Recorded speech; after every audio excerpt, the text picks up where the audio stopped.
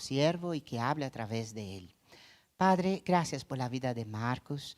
Gracias, Señor, por todas las bendiciones, Señor, que has derramado sobre su vida y también por las bendiciones que a través de su vida tú nos has derramado, Señor. Pedimos que tu Espíritu Santo hable a través de tu Hijo y de verdad, Señor, que estamos contentos de tener tanto él como su esposa Dilene con nosotros hoy. Es una bendición en nombre de Jesús. Amén. No os preocupéis conmigo porque soy llorón, ¿eh? Es un privilegio estar aquí, hermanos. Es un privilegio estar adorando al Señor juntos y también viviendo muchos momentos. Hemos estado aquí, si no me falla la memoria, más o menos entre 10 y 12 años, aquí en Tres Cantos. Yo tengo un sentimiento de pertenencia a esta iglesia. Os agradezco muchísimo toda la oración, el esfuerzo, la dedicación, las ofrendas a Pedrezuela, que es un trabajo vuestro, hermanos. Está ahí la piedra en vuestra corona. La iglesia ahí sigue fuerte. El pastor llegó misionero, pero ahora es pastor, ¿no? Rodrigo. Está nuestro hijo ahí, João, también. Y la iglesia está creciendo y somos ahí un punto, ¿no? Donde las personas pueden conocer de Cristo. Pero quiero dar a honra a mi esposa. Quiere traer un saludo a la iglesia, así que yo le dejo el micrófono por un momento. Hermanos, solo saludar. No sabéis la alegría que es ver las caritas que hacía mucho que no veíamos y ver las caritas nuevas, ¿no? Que es una alegría para nosotros estar aquí, reviver y ver muchas caras. Eso nos llena. Estaba ahí llorando los dos porque es una alegría, porque echamos de menos esto, ¿no? Pero el Señor sabe de todas las cosas, dónde nos envía, por qué nos envía, ¿no? Y entonces pedimos que sigáis orando por nosotros allí. No sabemos que el Señor tiene, pero sí que sabemos que algo tiene un propósito, ¿no? Entonces, cubra nuestras vidas, sigue recordando de nosotros, de nuestro hijo que aquí se queda en Pedrezuela, también ahí ayudando en el trabajo, pero oráis por nosotros. Muchos me preguntan, ¿estáis feliz? Yo digo, así como Cristo dijo, mi felicidad es hacer la voluntad del Señor. Donde Él diga que esté, pues ahí tengo que estar. Y es lo mejor para nosotros, ¿no? Entonces, así tenemos que ser, hermanos. Donde el Señor nos envíe, gloria al Señor por esto. Y esme aquí, ¿no? Y ya está.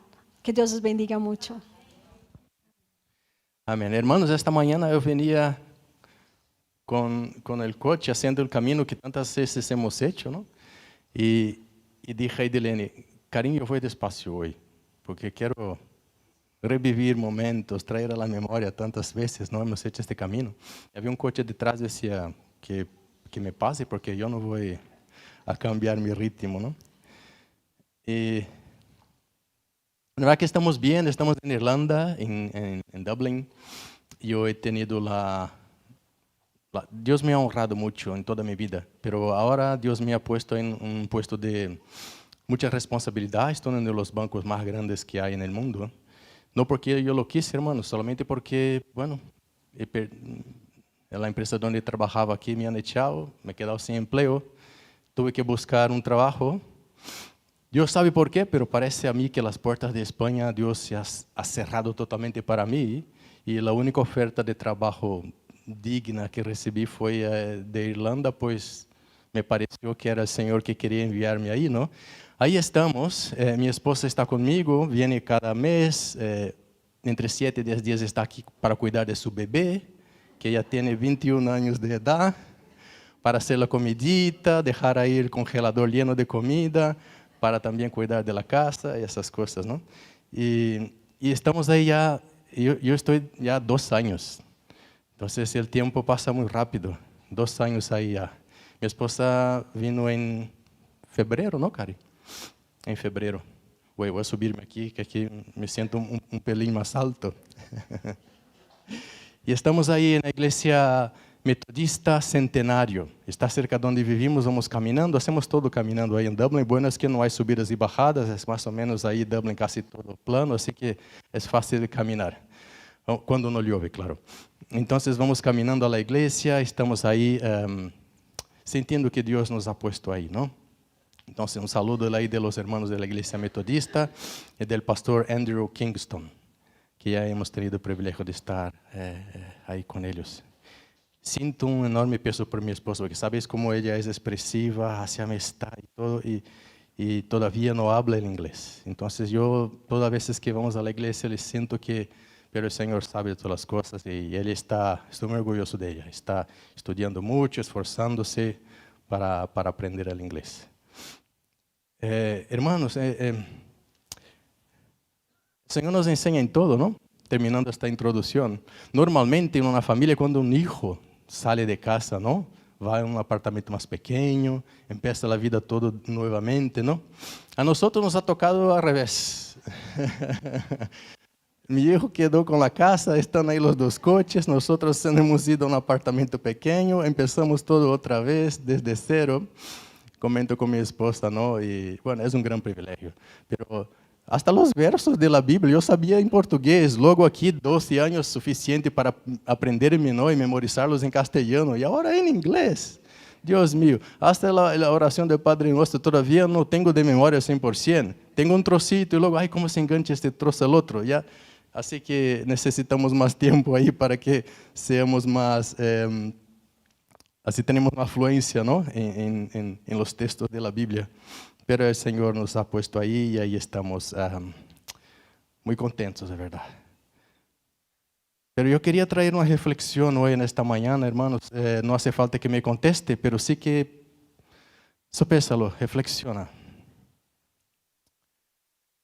¿Cuál sería su reacción si algo grave pasa a un ser querido, una noticia inesperada, de un momento a otro, un accidente, una enfermedad terminal, la muerte de un ser querido?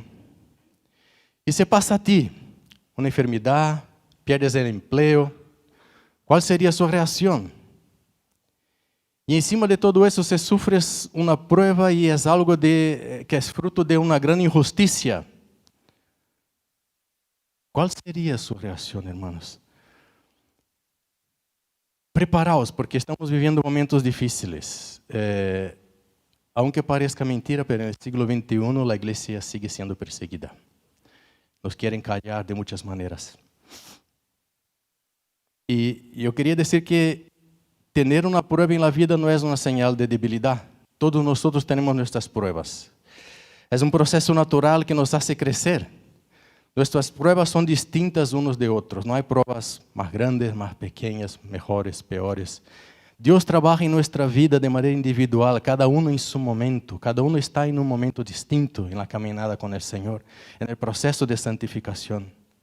Así que, hermano, estemos atentos a esto y sepamos conducir nuestra vida según que Dios nos pide en cada momento. Amén. Mira, está en Juan 16:33. Jean-Pierre, quiero que tenga los... gracias, hermano. Podéis ir acompañando ahí. Pero en Juan 16:33 dice así, la traducción Reina Valera: estas cosas os he hablado para que en mí tengáis paz. En el mundo tendréis aflicción, pero confiad, yo he vencido al mundo. Hermanos, no hace falta mucho, solamente con vivir en esta tierra en estos momentos ya sufrimos aflicción. ¿Cuántas veces? Yo ya no puedo tampoco ver telediarios, ya no veo. Por tanta la maldad que hay, la injusticia que hay, ¿verdad? El hombre lejos de Dios, nuestra sociedad, ¿hacia dónde vamos como sociedad? ¿No? Las pruebas, hermanos, no son para destruirnos, no es el final. Es el proceso por el cual Dios nos hace crecer en fe, santidad, sabiduría, humildad, paciencia y dependencia de Él. Ahora bien, si tú estás viviendo un momento donde no tiene pruebas, pues qué bien, pues celebre, ¿sabes? Viva este momento agradecido al Señor, ¿no? Con acciones de gracias, pero hazme una cosa, por favor, nunca jamás bajes la guardia. No dejes de congregar, no dejes de leer la Biblia, no dejes de estar con un cántico de alabanza en su boca siempre. Nunca. En mi vida siempre he tenido oportunidad de hacer muchas cosas y siempre que lo tive, mi oración era más o menos como la palabra, ¿no? Que decía, aunque la higuera no florezca y aunque no haya fruto en la vid, yo seguiré adorándote y bendiciéndote, porque mi felicidad no está aquí, mi alegría no está aquí, mi finalidad no está aquí, no está en esta casa, en este coche o en este empleo. Y esta tiene que ser nuestra actitud, hermanos, porque de un momento a otro, te digo por experiencia propia, de un momento a otro esto se va, ya no está. Y si tú pones ahí toda tu esperanza, toda tu alegría, toda tu vida, lo vas a pasar mal. Porque yo lo he pasado mal aunque no poniendo mi vida en esta situación. Yo nunca jamás he puesto mi vida, mi esperanza, mi futuro en mi trabajo. Pero cuando lo he dejado de tener, lo he pasado mal. Yo siempre comentaba a mi esposa, pues, fíjate los que no tienen a Dios, cómo tienen que pasar estos momentos. Es muy duro. Los que nosotros que tenemos a Dios ya es duro. Fíjate los que no lo tienen, ¿no? Por amor al tiempo voy a saltar algunos textos. Jean-Pierre, está Jean-Pierre, está Paulo, ¿no? Pero yo voy a siempre decir el texto antes, ¿vale, hermano? Entonces,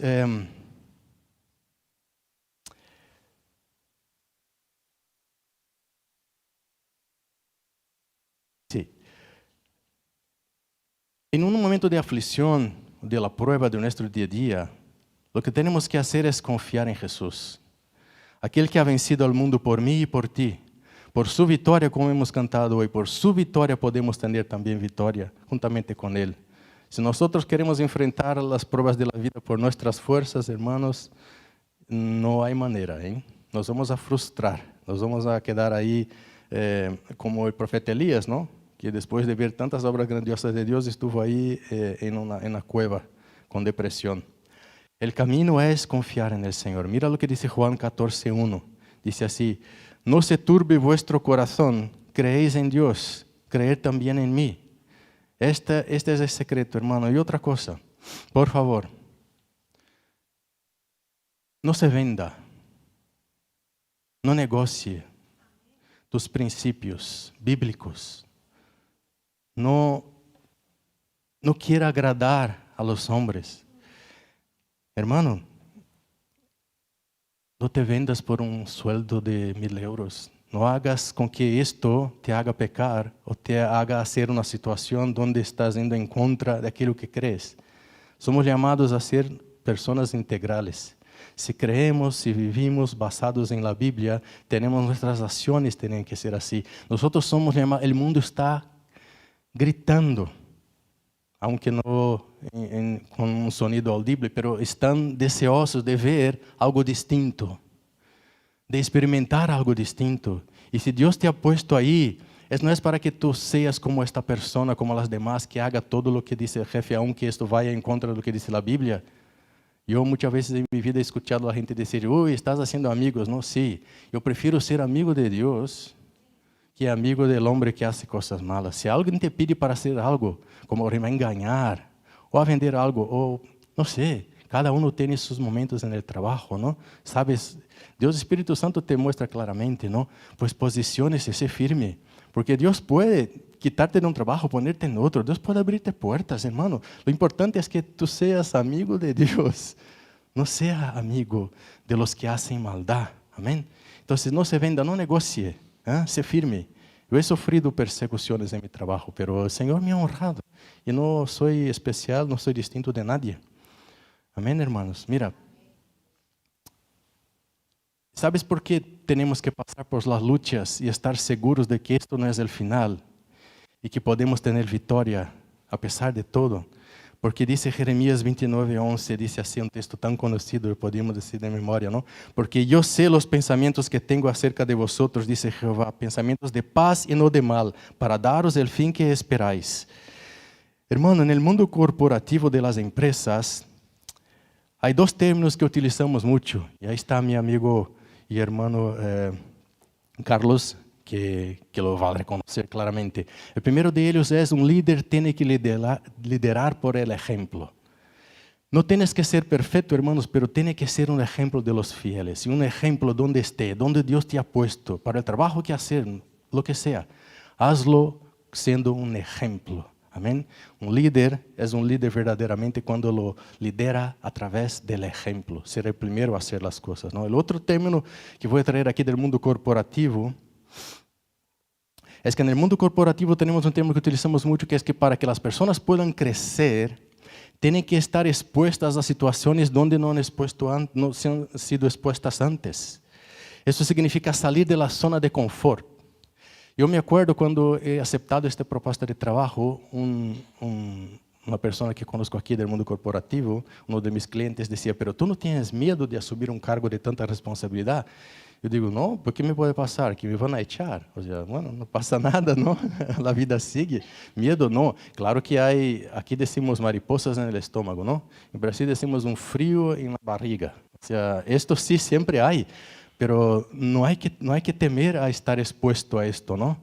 Y esto de estar expuesto, salir de la zona de confort nos hace crecer profesionalmente, pero en el mundo espiritual también, hermanos. Las pruebas nos hacen salir de la zona de confort.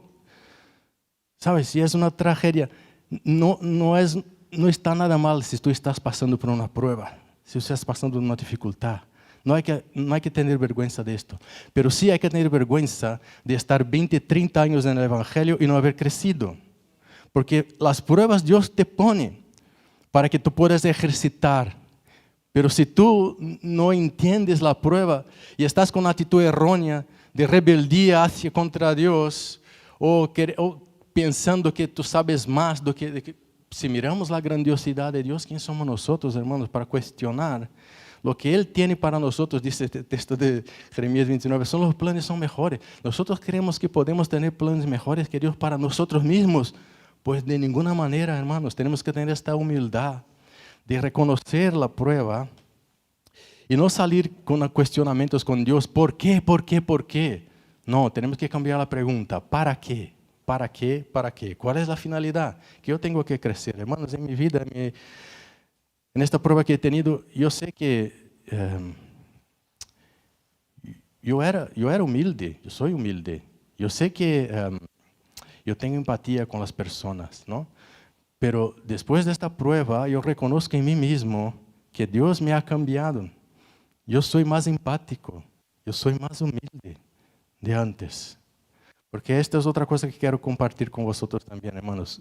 Cuando pasamos por una prueba, si es algo que es fruto de nuestra consecuencia de nuestra vida, de nuestras malas acciones o de una situación cualquiera, parece que lo llevamos mejor do que cuando es una injusticia. Parece que cuando es algo que nos parece justo o que nosotros sufrimos consecuencias de nuestros actos, ¿no? O consecuencias de actos de los demás también, parece que aquel dicho se torna real en nuestra vida, ¿no? Me lo hice yo, me lo como yo con patatas y ya está, ¿no? Pero ¿y cuando es una injusticia? Y cuando te echan del trabajo por falsas acusaciones, dicen, mira, aquí está, no tienes derecho a nada, vete ya. No te dejan ni conocer las cosas que están en la mesa o te tratan como un criminal. Parece que ahí tenemos dificultad, ¿no? O solamente yo. Pero me ha ayudado mucho, como siempre, leer en la palabra ejemplos de hombres de Dios que han sufrido injusticia. Tenemos muchos ejemplos. Yo quiero traer solamente 3 hoy aquí, muy rápidamente. Cuando pensamos en injusticia, el primero que viene en mi mente de un personaje bíblico es José del Egipto, ¿no? José ha sido vendido por sus hermanos. Vamos a leer algunos textos aquí para que tengáis un poco más de información, pero la historia es que José ha sido vendido por sus hermanos, ha sido perseguido por la mujer de su amo, llevado a la cárcel injustamente, pero con una finalidad muy clara. José es la figura de Jesús. José ha sido el salvador de Israel, ha sido el salvador de toda aquella gente. Una finalidad, hermanos, tu prueba tiene una finalidad. Quizás no sea tan grandiosa como la de José o de otro que vamos a leer aquí en la Biblia, pero tiene una finalidad, tiene un propósito. Usted sea consciente de eso. Amén. Mira, voy a leer un poco de la historia de José. A lo mejor tú ya lo sabes bien, pero vamos a traer a la mente hoy, ¿verdad? Génesis 37, 26 a 28 dice así: Entonces Judá dijo a sus hermanos: ¿Qué provecho hay en que matemos a nuestro hermano y encubramos su muerte? Venid y vendámosle a los ismaelitas y nos sea nuestra mano sobre él, porque él es nuestro hermano, nuestra propia carne. Y sus hermanos convinieron con él. Y cuando pasaban los madianitas mercaderes, sacaron ellos a José de la cisterna y le trajeron arriba y le vendieron a los ismaelitas por 20 piezas de plata y llevaron a José de Egipto. Wow, qué fuerte, hermanos. ¿Esto es una injusticia o no? Y solo está empezando la historia de José, ¿eh? Luego Génesis 39 dice de versos 7 al 14, la historia sigue: Aconteció después de esto que la mujer de su amo puso sus ojos en José y dijo: duerme conmigo. Y él no quiso, y dijo a mujer de su amo: he aquí que mi señor no se preocupa conmigo de lo que hay en la casa, y ha puesto en mi mano todo lo que tiene. No hay otro mayor que yo en esta casa, y ninguna cosa me ha reservado sino a ti, por cuanto tú eres su mujer. ¿Cómo pues haría yo este gran mal y pecaría contra Dios? Hablando ella a José cada día y no escuchándola a él, para acostarse al lado de ella, para estar con ella, aconteció que entró él un día en la casa para hacer su oficio y no había nadie de casa allí. Y ella lo asió por su ropa, diciendo: duerme conmigo. Él entonces dejó su ropa en las manos de ella y huyó y salió. Y cuando vio ella que le había dejado su ropa en sus manos y había huido fuera, llamó a los de la casa y les habló diciendo: mira, nos ha traído un hebreo para que se burle de nosotros. Vino él a mí para dormir conmigo y yo di grandes voces. Mentira, hermano. Una mentira, una falsa acusación, una injusticia.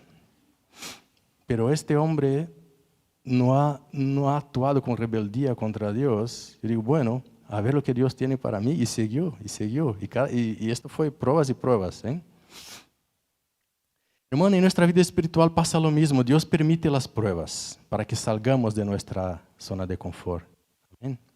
Mira, sucedió cuando, ahora Génesis 39 ahora, del 19 al 22. Y sucedió que cuando oyó el amo de José las palabras que la mujer le hablaba, diciendo: así me ha tratado su siervo, se encendió su furor. Por supuesto, ¿no? Y tomó su amo José y le puso en la cárcel, donde estaban los presos del rey. Y estuvo allí en la cárcel, pero Jehová estaba con José y le extendió su misericordia y le dio gracia a los ojos del jefe de la cárcel. Y el jefe de la cárcel entregó en mano de José el cuidado de todos los presos que había en aquella prisión. Todo lo que se hacía allí, él lo hacía. Todo pasó con José, hermanos, sin saberlo. A veces pasamos por una prueba, no podemos ver el final. A lo mejor si José supiera, ¿verdad? ¿Cuál sería la finalidad? ¡Wow! ¡Qué grandioso!, ¿no? Señor, hazme lo que quiera, ¿no? Métame aquí más pruebas. Pero él no lo sabía, así como nosotros, ¿no? ¿Cuál es la finalidad? ¿Cuál es el propósito?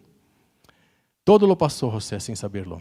Pero la finalidad era para que pudiera salvar a su padre y a sus hermanos del hambre y de la muerte. Es una figura de la salvación que hay en Cristo Jesús. Todas las pruebas que pasamos, hermanos, tienen una finalidad clara. Génesis 45, 7 al 11.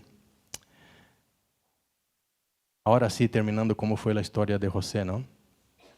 Y Dios me envió delante de vosotros, es José hablando ya a sus hermanos, y Dios me envió delante de vosotros para preservaros posteridad sobre la tierra, y para daros vida por medio de gran liberación. Así pues, no me enviasteis acá vosotros, sino Dios, que me ha puesto por padre de Faraón y por señor de toda su casa, y por gobernador en toda la tierra de Egipto. Daos prisa, id a mi padre y decirle: así dice tu hijo José, Dios me ha puesto por señor de todo Egipto. Ven a mí, no te detengas, habitarás en la tierra de Gosén, y estarás cerca de mí tú y tus hijos, y los hijos de tus hijos, tus ganados y tus vacas, y todo lo que tienes. Y allí te alimentaré, pues aún quedan 5 años de hambre, para que no perezcas de pobreza tú y tu casa y todo lo que tienes. Hermano, qué grandioso. Cuando uno se pone a disposición de Dios, Dios lo usa grandemente. El ejemplo de la vida de José, amén. Las pruebas que ha pasado, pero ha perseverado y ha tenido una gran victoria. Mira, rápidamente la historia de David. Quiero leer 1 Samuel 18, 6 a 11. Conocéis la historia del gran rey David, ¿no? Saltamos de José al gran rey David. El gran rey David es el mismo que ha derrumbado al gran Goliat. Qué historia maravillosa, hermanos. Pero luego, después de eso, el rey Saúl se encendió con un furor tremendo contra él, ¿no? Porque la gente le quería más que a él, por celos. Entonces, dice así, eso. Aconteció que cuando volvían ellos, cuando David volvió de matar a Filisteo, salieron las mujeres de todas las ciudades de Israel cantando y danzando para recibir al rey Saúl con panderos, con cánticos de alegría y con instrumentos de música. Y cantaban las mujeres que danzaban y decían: Saúl hirió a miles y David a sus 10,000. Y se enojó Saúl en gran manera. Le desagradó este dicho y dijo: a David eran 10,000 y a mí 1,000. No le falta más que el reino. Y estaba bien enderezado, sí, solo le faltaba el reino. E desde aquele dia Saúl não mirou com buenos ojos a Davi. Aconteceu al outro dia que um espírito malo da parte de Deus tomou a Saúl e ele desvairava em meio de la casa. Davi tocava com sua mano como os outros dias, a arpa, não? E tinha Saúl a lança em la mano. E ahorrou Saúl a lança, dizendo: enclavarei a Davi en la pared. Pero Davi lo evadiu 2 vezes. Desde aí, Saúl queria matar-lhe. Ele tinha já claro esto, não? 1 Samuel 24, del 1 a 22, diz assim. É um texto largo, pero é bonito para ler. Quando Saúl volvió de perseguir a los filisteus, le dieron aviso diciendo: he aquí David está en el desierto de Engadi. Y tomando Saúl 3,000 hombres escogidos de todo Israel, fue en busca de David y de sus hombres, por las cumbres de los peñascos de las cabras monteses. Y cuando llegó a un redil de ovejas en el camino, donde había una cueva, entró Saúl en ella para cubrir sus pies. Y David y sus hombres estaban sentados en los rincones de la cueva. Entonces los hombres de David le dijeron: he aquí el día que te he dicho Jehová, que te dijo Jehová: he aquí que entrego a tu enemigo en tu mano, y harás con él como te pareciere. Y se levantó David y calladamente cortó la orilla del manto de Saúl. Después de esto se turbó su corazón de David, porque él había cortado la orilla del manto de Saúl. Y dijo a sus hombres: Jehová me guarde de hacer tal cosa contra mi Señor, el ungido de Jehová, que yo extienda mi mano contra él, porque es el ungido de Jehová. Así reprimió David a sus hombres con palabras y no les permitió que levantasen contra Saúl. Y Saúl, saliendo de la cueva, siguió su camino. También David se levantó después y, saliendo de la cueva, dio voces detrás de Saúl diciendo: mi Señor, el rey. Y cuando Saúl miró hacia atrás, David inclinó su rostro a tierra, hizo reverencia. Y dijo David a Saúl: ¿por qué oyes las palabras de los que te dicen: mira que David procura tu mal? He aquí han visto hoy tus ojos como Jehová te ha puesto hoy en mis manos en la cueva.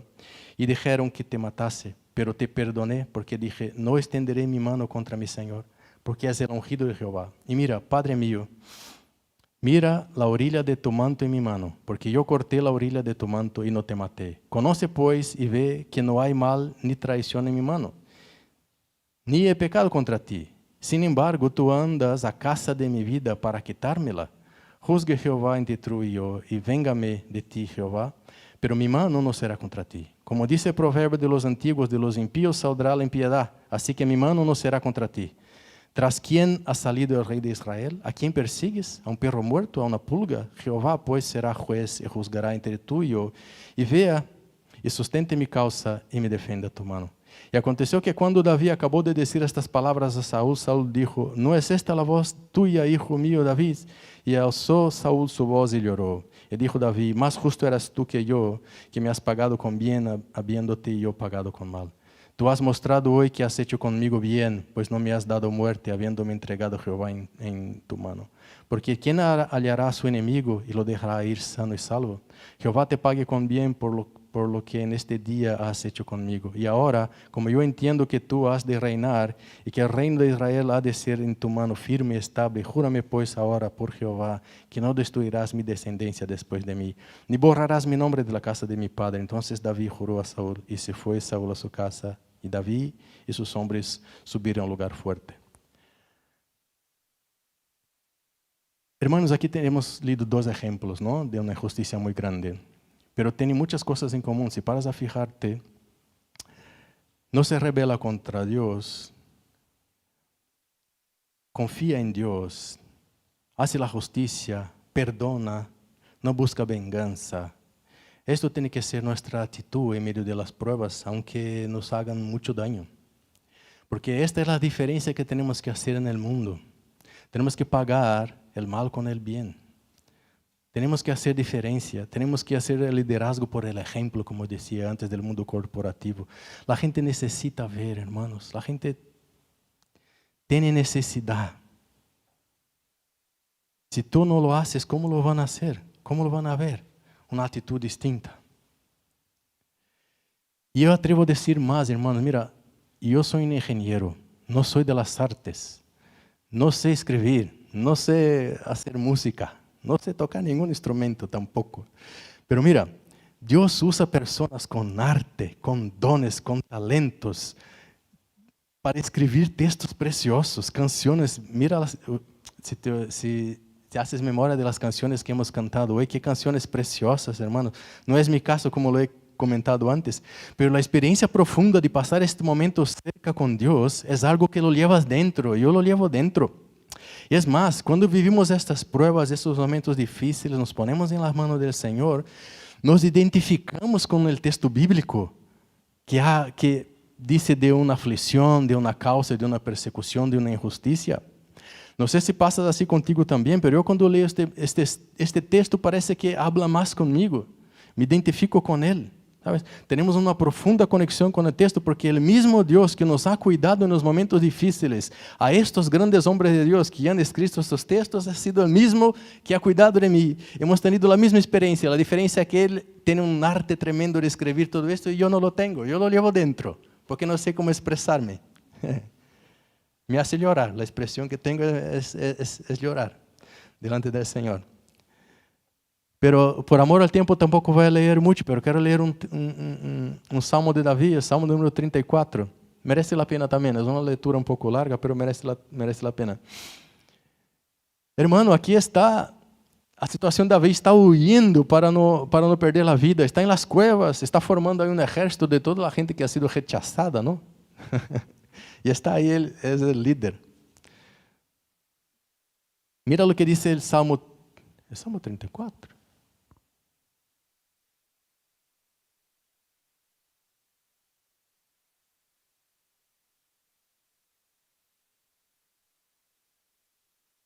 Sí, aquí está.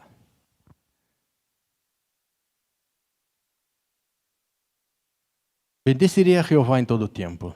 Su alabanza estará de continuo en mi boca. En Jehová se gloriará mi alma. Lo oirán los mansos y se alegrarán. Engrandecé a Jehová conmigo y exaltemos aún a su nombre. Busqué a Jehová y él me oyó y me libró de todos mis temores. Los que miraron a él fueron alumbrados, sus rostros no fueron avergonzados. Este pobre clamó y oyó Jehová, y lo libró de todas sus angustias. El ángel de Jehová acampa alrededor de los que le temen, y los defiende. Gustar y ver que es bueno Jehová, dichoso el hombre en que confía en él. Temed a Jehová, vosotros sus santos, pues nada falta a los que le temen. Los leoncillos necesitan y tienen hambre, pero los que buscan a Jehová no tendrán falta de ningún bien. Venid, hijos, oírme, el temor de Jehová os enseñaré. ¿Quién es el hombre que desea vida, que desea muchos días para ver el bien? Guarda tu lengua del mal y los labios de hablar engaño. Apártate del mal, haz el bien, busca la paz y sígala. Los ojos de Jehová están sobre los justos y atentos sus oídos al clamor de ellos. La ira de Jehová contra los que hacen mal, para cortar de la tierra la memoria de ellos. Claman los justos y Jehová oye, los libra de todas sus angustias. Cercano está a Jehová a los quebrantados de corazón y salva a los contritos de espíritu.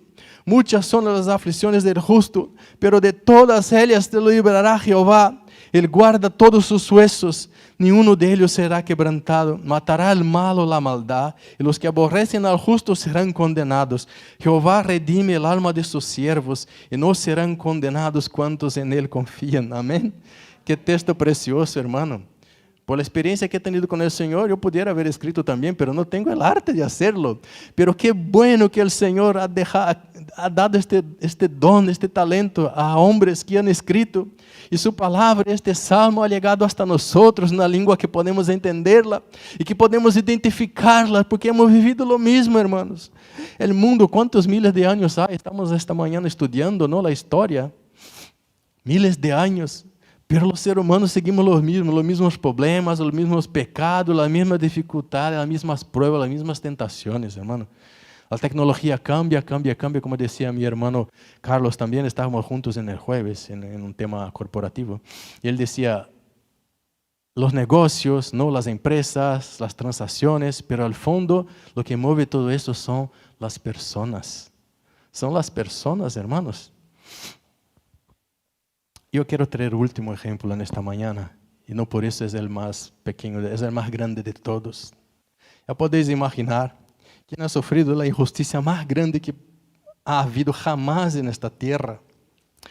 Estoy hablando de nuestro Señor y Salvador Jesucristo, el tercer ejemplo para nosotros en esta mañana. Jesús, lo que más ha sufrido injusticia. Jesús era el único, hermano, que podía defenderse. pero no lo hizo.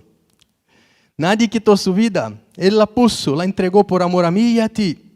Todo lo ha pasado con una finalidad. Quería hacer la voluntad del Padre y al final la voluntad del Padre era hacer un plan de salvación perfecto. Era para ti y para mí, era para nuestra salvación. Al final Dios hizo justicia a Jesús. Le ha levantado de los muertos, le ha dado un nombre sobre todo nombre y Jesús está sentado a la diestra del Dios Padre. 2 Corintios 5, 21 dice así: al que no conoció pecado, por nosotros lo hizo pecado, para que nosotros fuésemos hechos justicia de Dios en él. Marcos 15, 1 a 5 dice así: muy de mañana, habiendo tenido consejo los principales sacerdotes con los ancianos, con los escribas y con todo el concilio, llevaron a Jesús atado y entregaron a Pilato. Pilato le preguntó: ¿eres tú el rey de los judíos?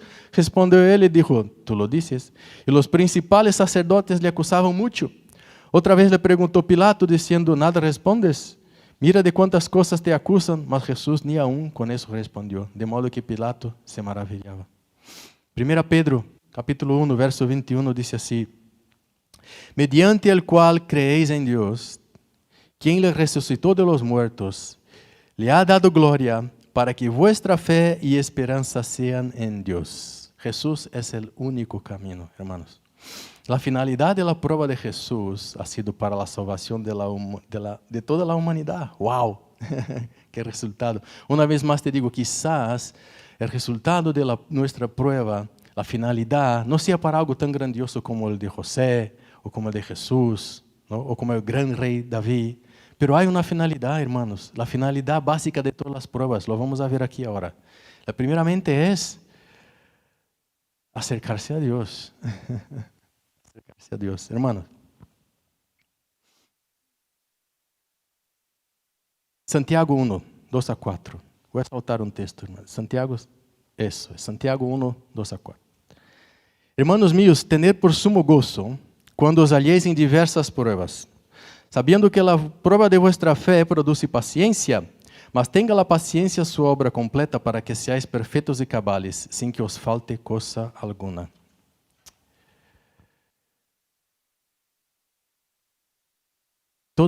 Bendita la prueba, ¿no? Yo siempre digo, bendita la prueba. Se nos ha servido para acercarnos a Dios, para conocer más, tener experiencia con Él, para orar más la palabra, ayunar más. Bendita prueba. Tenemos que tener esta conciencia, hermanos, que la prueba no es para nuestro fin, no es para acabarnos.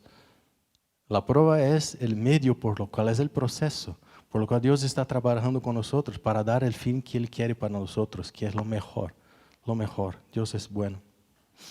Pero quería terminar en esta mañana esta reflexión, diciendo que quizás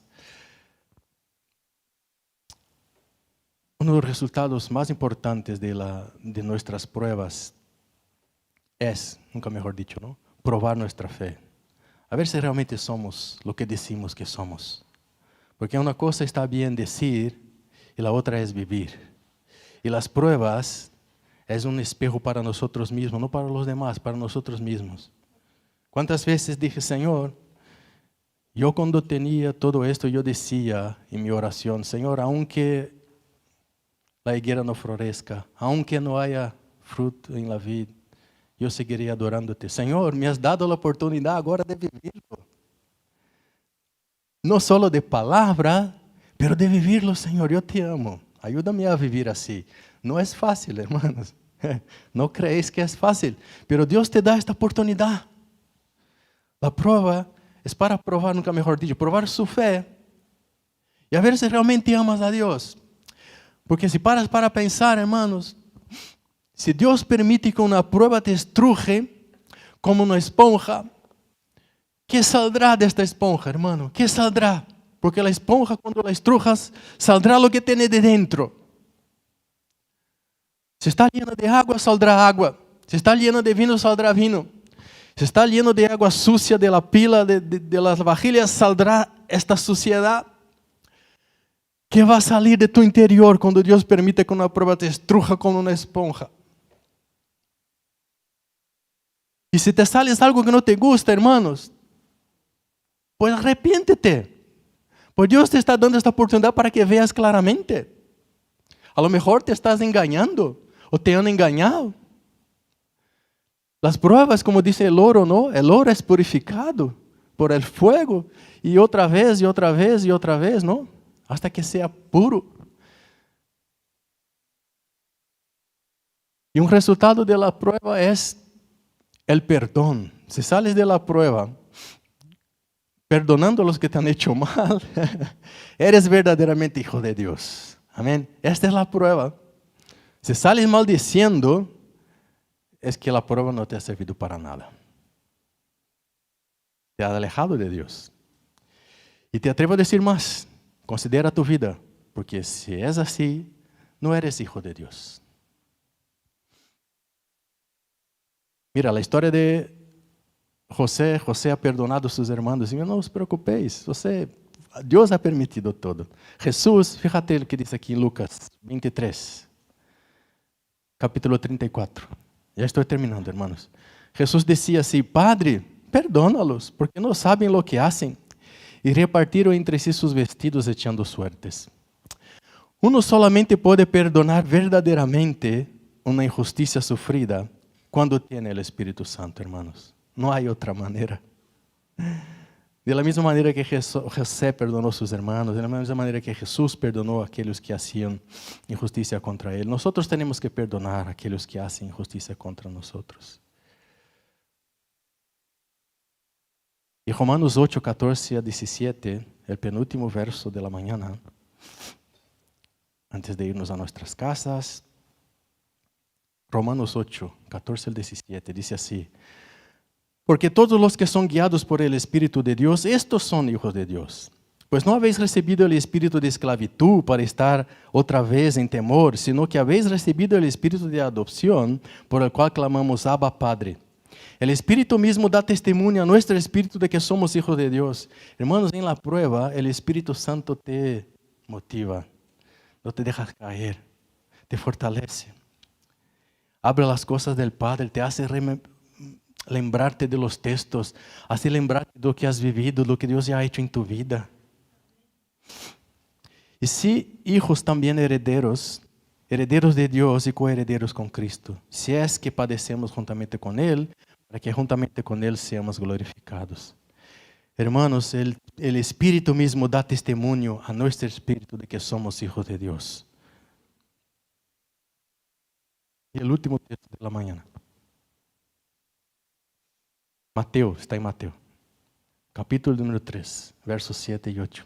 Jesús siempre tenía palabras muy duras a los fariseos. Yo no sé vosotros, yo siempre he tenido mucho temor de parecerme a un fariseo. Siempre que leí estos textos decía, a ver qué tengo que hacer para no parecerme a un fariseo. A ver si estoy haciendo algo que hacían los fariseos. Fíjate este texto. Al ver que muchos de los fariseos y de los saduceos venían a su bautismo, les decía, generación de víboras. Muy amable Jesús, ¿no? Haciendo amigos, como decían mis compañeros de trabajo, ¿no? ¿Quién nos enseñó a huir de la ira venidera? Pero quiero solamente centrarme en la parte final de este texto. Dice así: haced pues frutos dignos de arrepentimiento. No es solamente a los fariseos, es a todos.